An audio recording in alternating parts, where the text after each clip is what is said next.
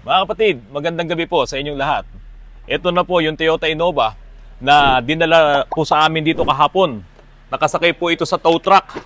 Ayos na po ito ngayon. Hindi ko talaga tinantanan na ito ay hindi ko maayos sa loob ng 24 hours. Kasi po mga kapatid, na-challenge ako dahil sabi nung kasa, palitan daw po yung computer box. Sabi doon sa may-ari. Sising-sisi na nga po yung may-ari nito dahil sa dami na nga po ng ginastos, papalitan pa yung computer box. Ito po, ayos na po ito, mga kapatid. At ipapakita ko po sa inyo kung ano yung mga ginawa kong procedures dito at kung paano ko nakuha yung problema. Yan. Sana po panuorin nyo ng buong buo itong episode na ito ng aking vlogs na hindi naman sira ang computer box. Ay bakit ipinabibili nitong technician diyan sa kasa. Okay na? Okay, mga kapatid, ito po yung karugtong nung vlog ko po kahapon. Talagang hindi ko tinigilan na ma-check yung mga wiring. Ayan, tignan nyo. Oh. Inopera ko na to. Ayan. Papunta na po yan doon sa computer. Ngayon, may napansin ako, may problema, itong ignition coil. Kaya ayan, meron na akong 4 na original na ignition coil. Ayan. Nagtataka lang ako bakit yung ignition coil ni Kasa hindi pares nitong original na binili ko. Start ko ngayon dahil may mga inayos na rin ako doon sa loob. Ito, pakita ko po sa inyo. Kaya nakahang pa tong itong ating computer. Ayan. Ginamitan ko na rin po ito ng oscilloscope kanina. Ayan. Ginamitan natin ng oscilloscope kaya nakita natin yung mga signals. Okay naman. Ngayon, i-start ko po. Tignan natin kung may pagbabago na. Ito, nakikita nyo yung wire na to. Kasi mahina po yung ground doon sa loob eh. Kaya naglinya muna ako papasok doon sa loob para makakuha lang tayo ng magandang groundings. Pero siyempre, tatanggalin natin yan. Okay, start ko muna po ito. Sana mawala na yung yung palya.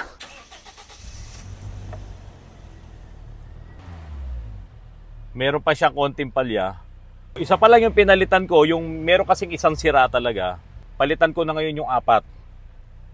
Kasi dapat pag nagpapalit po kayo ng ignition coil, yung pare-parehas talaga. Kaya yan, 4 na box yung nakita nyo. Pero compared doon sa kagabi, sa kakaninang umaga, mas maganda yung idle nito ngayon. Dito muna ako, palit tayo. Ngayon mga kapatid, pag itong 4 na ignition coil ay nadamay pa rin niya, nagkaroon pa rin ng problema, sigurado na po tayo na yung kanyang ECU ay ang nagbibigay ng lahat ng problema nito. Kasi itong kinakalas ko na to, puro bago din po ito lahat, galing sa kasa. Ayan. Pero iba-iba nga yung itsura niya. Medyo blue, ano? Okay, itong bago naman na galing sa akin, to, ayan, bubuksan pa lang natin to. Ayan. So, ito po, binili natin. Dapat pare-parehas ng manufacturing date. Tignan nyo po, magkaiba yung kulay nila. Oh. So, itong isa medyo bluish, itong isa black. Okay. So dito muna tayo. Palitan ko yung 3. Yung 3 po yung may problema kanina. So, karga ko muna to bago ko palitan yung spark plug. Paganahin ko muna tong 4 na ignition coil. So, palit din tayo rito. Ito lang sa di-gasolina, hindi siya ganun kahirap ayusin. Iba nga lang po yung case nito. Gawa nga nung ito po ay may problema sa ECU. Sana nga dito lang sa ignition coil at hindi sa ECU. Sana lang. Saan pa isa? Ano yun? Ay, tumagas. Tubig. O yan, tingnan nyo mga kapatid.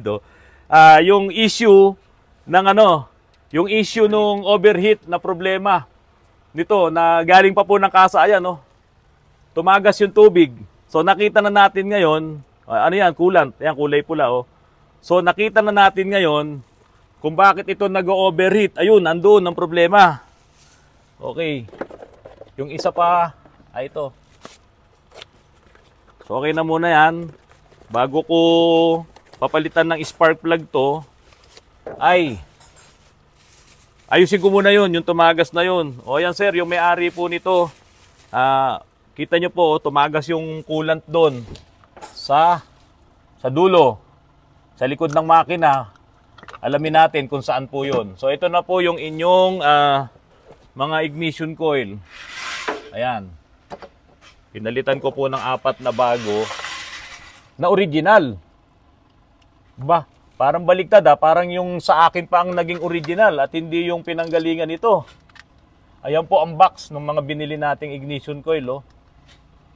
Original po talaga yan. Huwag po kayo mag-alala, i-start ko lang po ito sandali. Kahit na nag-leak yung coolant doon. Saan ba yung coolant na yun?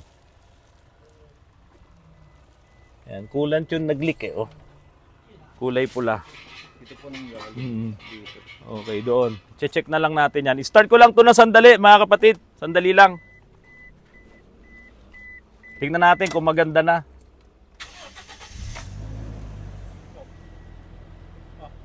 Okay na. Oh, ganda na po.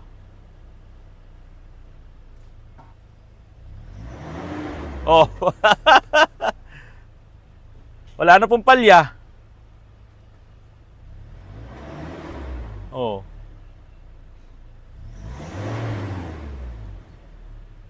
Wala nang palya, ka Richard.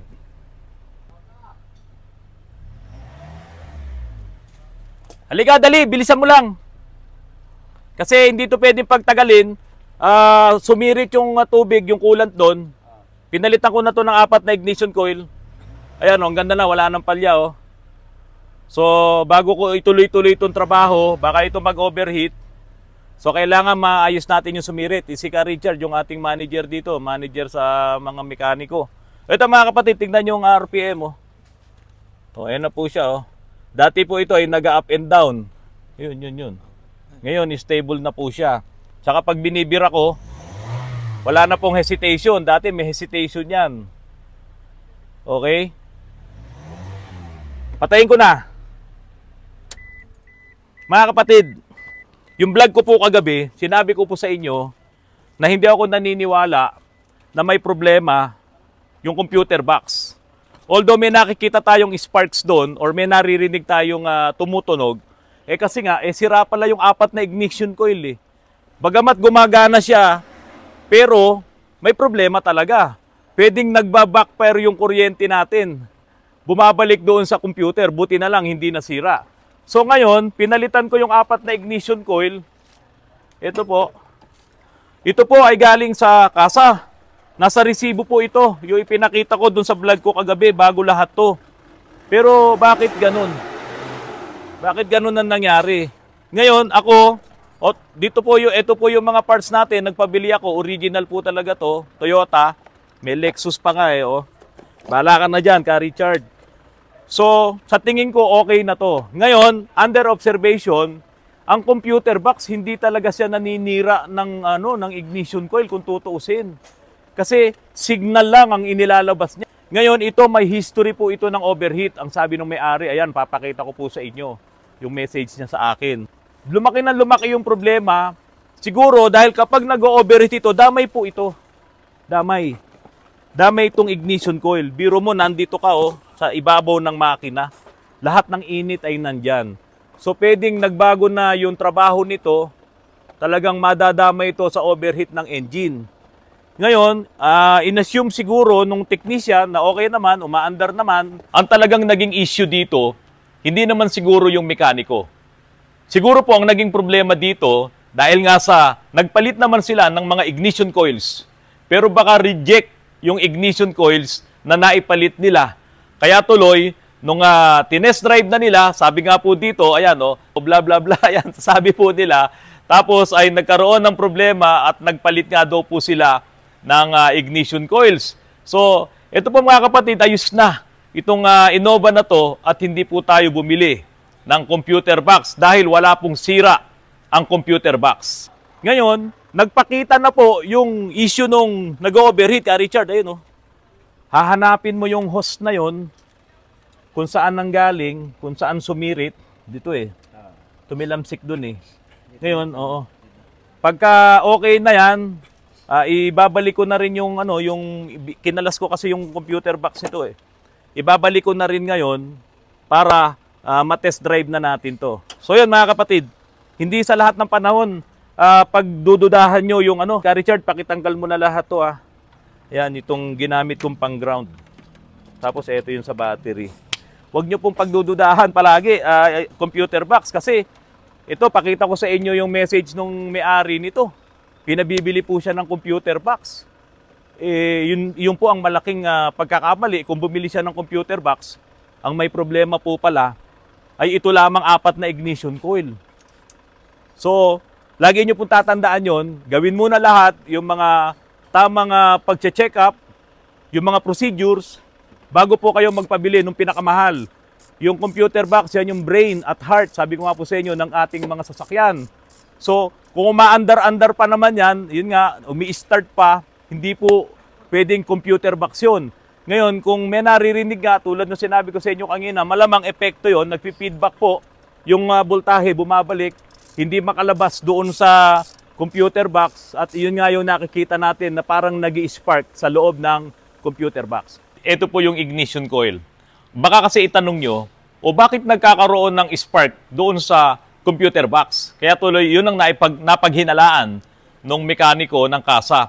Kasi nga po mga kapatid, kung ito po ay semi-grounded na, or katulad nga po nung isa na talagang sira, yung number 3. Pero nung pinalitan ko yung number 3, hindi pa rin umayos yung kabuuan. Kaya pinalitan ko na nga po ng 4. Kaya nga po lagi kong sinasabi sa inyo, kapag nagpalit kayo ng ignition coils, dapat lahat ay bago, pare-parehas ng manufacturing date para sabay-sabay din silang masisira. So ito pong nangyari sa Innova na to, nasira yung isa, talagang down na siya, pero yung 3 gumagana pa, kaya umi-start. Pero hindi na rin po siya in good condition. Ano po yun? Paano po yun? Ito po ay semi-grounded na yung coil, yung magnet wire, yung coil sa loob, yung winding nun. Kaya ang nangyayari, mayroon pa siyang kaunting high voltage na inilalabas. Kaso dahil nga po merong 4 na connection dito, ayan, 4 na terminals, yung isa po dyan ay galing doon mismo sa output nung computer box. Yun yung nagbibigay ng pulse. Yun yung nagbibigay ng signal. Kaya lang po, dahil nga po sa ito ay semi-grounded na, ipapakita ko sa inyo yung simpleng diagram ng ignition coil. Ayan, yung power transistor, meron siyang output papunta doon sa coil. Pero since ito ay grounded na, bumabalik ngayon doon sa power transistor, doon sa wire, papunta doon sa computer box, yung pulse, no? Yung na puproduce nitong high voltage, bumabalik. Yun yung nakikita nating parang nag-i-spark doon sa loob ng computer box. Kasi nga po talagang sira na itong mga ignition coil. Pero ang akala nila buo pa dahil umi-start naman. Okay mga kapatid, ganun po ang nangyari kung bakit nagkakaroon ng spark doon sa computer box. Pero hindi po sira yung computer box. Alam nyo, napakasimple lang nitong computer box na to. Hindi katulad ng mga lumang computer box na kapag tinatanggal mo, ay marami kang tatanggaling mga tornilyo. Ito hindi, tingnan nyo mga kapatid. Simpleng-simple lang siya. Yun. I-slide mo lang na ganun. Para ka lang naglagay ng ng filter dito. Yung cabin filter. Tapos ito na yung pinaka-lock niya. Ayan.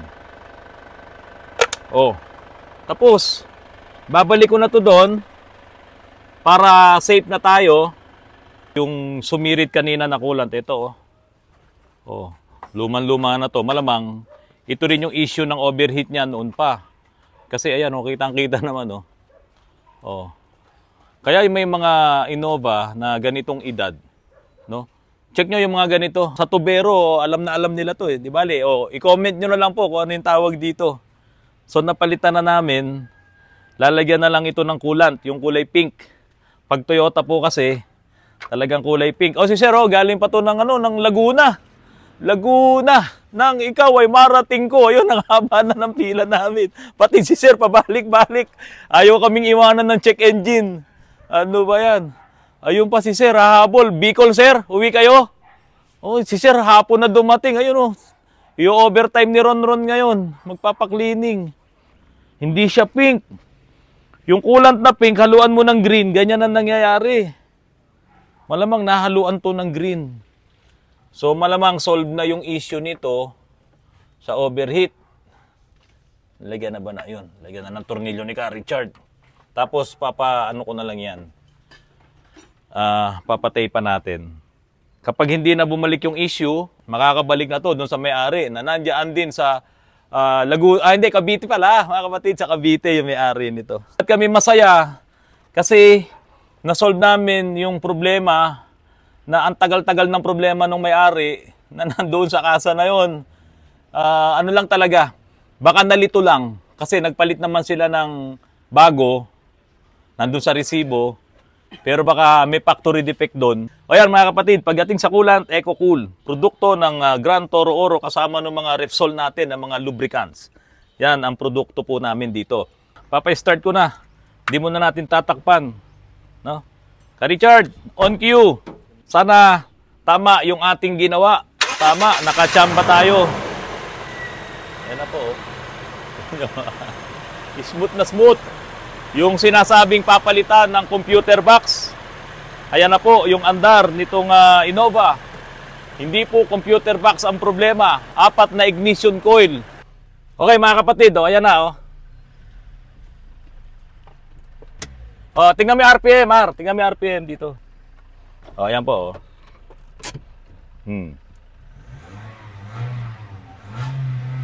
Wala na pong palya. Wala na yung nag-i-spark dun sa computer. Di po ba? So kahapon, tinowing to. May parada ko na, tatapusin ni Ka Richard. Makakabalik na doon sa kanyang pinagmulan sa Cavite. Obserbahan mo na lang yung overheating kasi may issue daw to. Road test. Oo, road test mo. Pakargahan mo na rin ng gasolina, empty na eh. May malaki. Talagang itong malaking to. Talaga kayong dalawa. Ha?